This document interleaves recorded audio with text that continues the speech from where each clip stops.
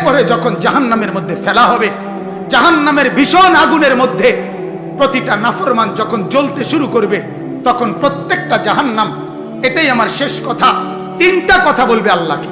কয়টা কথা?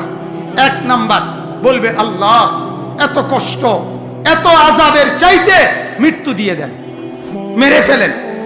আল্লাহ বলবে, লা ইউখদা আলাইহিম ফায়ামুতু, না না ফরমান, জাহান্নামে কোনো মৃত্যুর ফয়সালা নাই, বেঁচে থেকেই আযাব সহ্য করতে।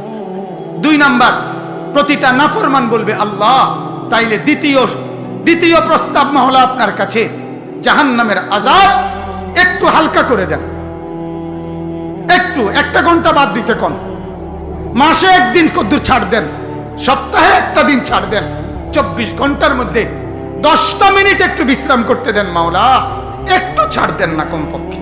আল্লাহ বলবে, ওয়ালা ইউখাফফাফু আনহা